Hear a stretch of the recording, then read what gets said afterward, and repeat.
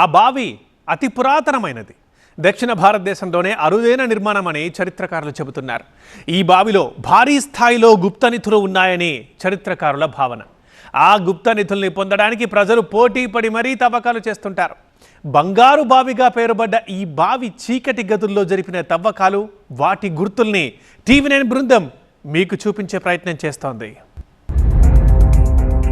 ఇది బంగారు బావి, కాకతీయ కాలం నాటి పురాతన బావి.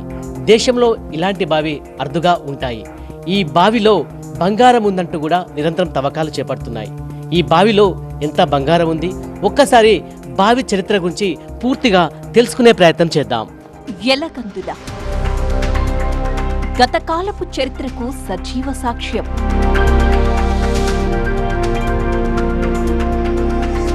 రాచరికపు కాలంలో కరీంనగర్ జిల్లాకున్న పేరు అది.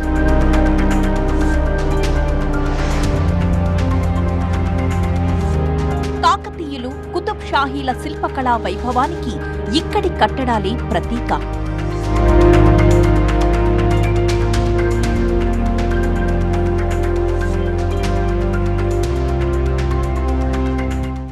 ఎలగందుల గ్రామం ఖిల్లాతోని ప్రాధాన్యం సంతరించుకుంది. ఈ ఖిల్లాను ఎలగందుల ఖిల్లాగా కూడా పిలుస్తూ ఉంటారు. ఈ ఖిల్లా నుంచి 500 మీటర్ల దూరంలో నాగయ్య బావి ఉంది.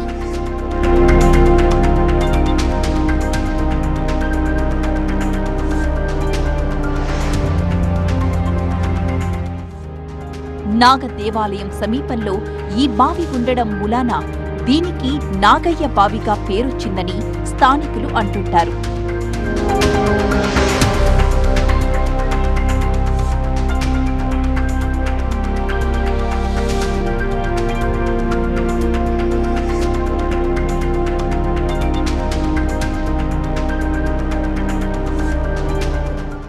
ఈ బావి నిర్మాణం కాకతీయుల కాలంలో జరిగింది. ఈ కట్టడానికి రాయిని మాత్రమే ఉపయోగించడం ఇక్కడి విశేషం. ఇప్పటికీ ఈ నిర్మాణాలు చెక్కుచెదరలేదు.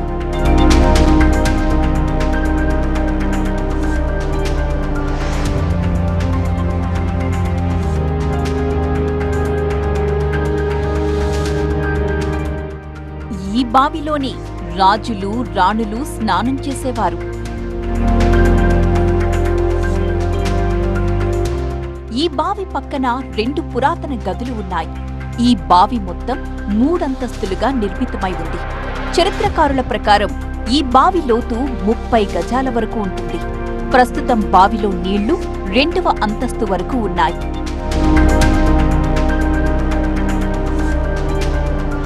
కాకతీయులు తమ సంపదను ఈ బావి పక్కనే దాచిపెట్టేవారని చరిత్రకారుల అభిప్రాయం. బంగారు బావిగా పేరు పొందిన ఈ బావి నిర్మాణం ఎంతో విలక్షణంగా ఉంటుంది. దేవాలయం మాదిరి నిర్మితమైన ఈ బావిని కింది వరకు రాళ్లతోనే నిర్మించారు. ఈ బావిలో ఎప్పటికీ నీరు ఉంటుంది. ఆ నీరు కూడా ఎంతో స్వచ్ఛంగా, తియ్యగా ఉంటుంది. ఈ బావిలో ఏంటంటే నేను బాల్యం నుంచి ఇక్కడ చదువుకున్నప్పటి నుంచి చూస్తున్నా ఏంటంటే పెద్దవారు ఏం చెప్తున్నా అంటే ఇక్కడ ఏదో బంగారు నిధి ఉండే, దీంట్లో కొన్ని శక్తులు ఉన్నాయి. దాని గురించి ఈ యొక్క ఇక్కడ చూసుకున్నట్టయితే అమ్మవారి టెంపుల్ ఉంది, పక్కకు చూశారు ఇందాక, అక్కడ గుప్త నిధులు తవ్విన ఆ వ్యవస్థ అంతా చూసారు. కాబట్టి అదే ఆ గుప్త నిధులు ఉన్నాయని చెప్పేసి ఎక్కడెక్కడ వాళ్ళు వచ్చి ఈ పొద్దుటిపూట వచ్చి విజిటింగ్ చేసినట్టు చేసి రాత్రి వేళలో వాళ్ళు ఒక ముఠాగా ఏర్పడి కొందరు ఈ పురాతన కట్టడమైన నాగన్న బావిని రాత్రి వేళలో వచ్చి పెద్ద పెద్ద బండరాతులు, దాదాపు ఒక జేసీబీ కూడా జరిపినటువంటి బండరాతులను ఛిద్రం చేసేసి. ఎలగందలు అంటేనే కంచుకోట, దేనికి గుప్త నిధుల కంచుకోట. దీనికి చాలామంది ముఠాలుగా ఏర్పడి 10-15 మంది ముఠాలుగా ఏర్పడి చాలామంది గుప్త నిధుల వేటగా కొనసాగిస్తున్నారు. గుప్త నిధుల వేటగాళ్లు బావిలో నీరు తక్కువగా ఉన్న సమయంలో గదుల్లోకి ప్రవేశించి తవ్వకాలు జరుపుతున్నారు. బావి పక్కనే ఉన్న చీకటి గదులు, ఆలయాల్లో ఈ తవ్వకాలు చేపట్టిన ఆనవాళ్లు కూడా కనిపిస్తున్నాయి. గుప్త నిధుల ముఠా ఈ బావి సమీపంలో పూజలు జరిపి మేక, ఇతర జంతువులను బలిచ్చిన గుర్తులు కూడా ఉన్నాయి. నిమ్మకాయలు, పసుపు, కుంకుమ, ఇతర ఆనవాళ్లను చూసి స్థానికులు బావి వద్దకు వెళ్లడానికి భయపడుతుంటారు. టీవీ9 బృందం ఆ చీకటి గదిలోకి వెళ్లి అక్కడి పరిస్థితిని వివరించింది. ఇది బంగారు బావి సమీపంలో ఉన్న అమ్మవారి గుడి.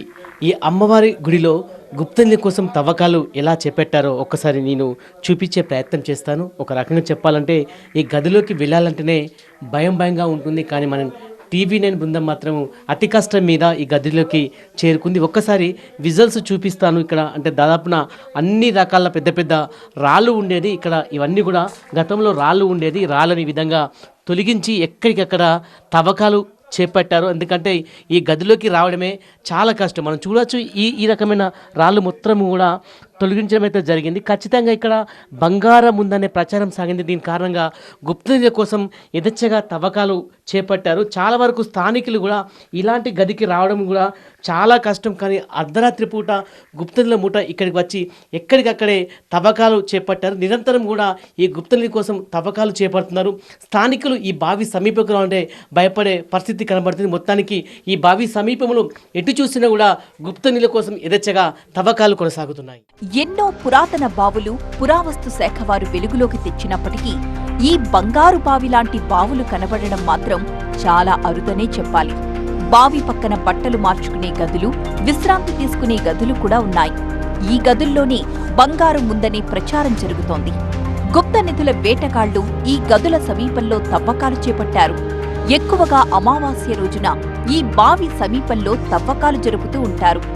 గతంలో ఇక్కడ పెద్ద ఎత్తున బంగారం లభించిందన్న ప్రచారం కూడా ప్రాచుర్యంలో ఉంది. నేను ఇంతకుముందు ఒక రహస్యమైన గదిలోకి వెళ్ళాను. అక్కడ కూడా తవ్వకాలు చేపట్టారు. అంటే ఈ బావి సమీపంలో ఎక్కడ చూసినా కూడా గుప్త నిధుల కోసం తవ్వకాలు చేస్తున్నారు. ఒకసారి నేను విజువల్స్లో పూర్తిగా చూపించే ప్రయత్నం చేస్తాను. అంటే పెద్ద పెద్ద బండరాయిలను ఏ విధంగా తొలగించారు అంటే చాలా కష్టంగా, ఒక చిన్నపాటి రాయిని తొలగించడమే చాలా కష్టం. కానీ ఇక్కడ మాత్రం పెద్ద పెద్దగా ఉన్న బండరాలు మొత్తం కూడా తొలగించారు. ఎందుకంటే బావి సమీపంలో ఖచ్చితంగా ఏదో ఒక సంపద ఉంటుందని భావించి గుప్తనిధుల మూట ఈ విధంగా తవ్వకాలు చేపడుతుంది. అంతేకాకుండా చరిత్ర ఆధారాల ప్రకారం ఇది ఖచ్చితంగా బంగారం ఉందనే ప్రచారం అయితే సాగింది. దీని కారణంగా మొత్తం బావి సమీప ప్రాంతంలో పెద్ద ఎత్తున తవ్వకాలు చేపడుతున్నారు. స్థానికులు ఉన్నారు, వారితో నేను ఒకసారి మాట్లాడతాను. అంటే మనం చూస్తుంటే విజువల్స్ చాలా భయం అనిపిస్తుంది. పెద్ద పెద్ద బండరాలను తొలగించారు. అంటే ఖచ్చితంగా ఇక్కడ బంగారు సంపద ఉందంటూ కూడా గుప్తనిధుల మూట తవ్వకాలు చేపడుతున్నారా? మొత్తానికి గ్రామం చుట్టూ ఈ గుప్తనిధుల వేటగాళ్ళు ఏమిస్తాడు. ఎలగంద్ర గ్రామం వెనకట రాజులు పరిపాలించిన గ్రామం కాబట్టి గుప్తనిధులు ఉన్నాయనే నమ్మకంతో మంచి మంచి కట్టడానిలా తవ్వి అనవసరంగా తవ్వి ఖరాబ్ చేస్తారు. ఈ విధంగా వాళ్ళు గుప్తనిధుల కొరకు తవ్విరేది వేరే ముచ్చట్లు. దీంట్లో కానీ ఇప్పుడు మనం చూసిన టెంపుల్లో కానీ అమ్మవారి టెంపుల్లో కానీ ఖచ్చితంగా గుప్తనిధుల కొరకే ఉన్నదంటే దీన్ని ఖరాబ్ చేస్తారు. దయచేసి ప్రభుత్వం కానీ ఇతర డిపార్ట్మెంట్ కానీ వీటిపై ఇట్లాంటి చర్య మళ్ళీ జరగకుండా దీన్ని చూసుకొని కొద్దిగా అభివృద్ధి కూడా నిధులు కేటాయించి గ్రామంలో వాళ్ళు చెప్పారు ఖచ్చితంగా ఈ బావి సమీపంలో బంగారం ఉంటుందని చెప్పి మీ పెద్దవాళ్ళు చెప్పిన ప్రచారం ఉంది. అందుకోసమే గుప్తనిధి మూట వచ్చి ఇక్కడ గుప్తనిధి కోసం తవ్వకాలు చేపడుతుందా? ఖచ్చితంగా గ్రామస్తులు అనుకుంటారు, పెద్దవాళ్ళు అనుకుంటారు. ఇక్కడ కానీ ఇంకా వేరే ఇది నాగన్న గారి బాయి, రాజుగారి బాయి ఉన్నది, ఇంకా ఏనుగు బావి అని అక్కడ ఒకటి ఉంది, ఆ బావి కూడా ఉంది. అన్ని బావిలన్నీ ఇట్లే ఖరాబ్ చేస్తారు. భారీ వర్షాలు కురిసినప్పుడు బావి నీరు బయటకు ఉబికి వస్తూ ఉంటుంది. ఆ సమయంలో బంగారు నాణాలు పైకి కొట్టుకొస్తాయని చెబుతూ ఉంటారు స్థానికులు.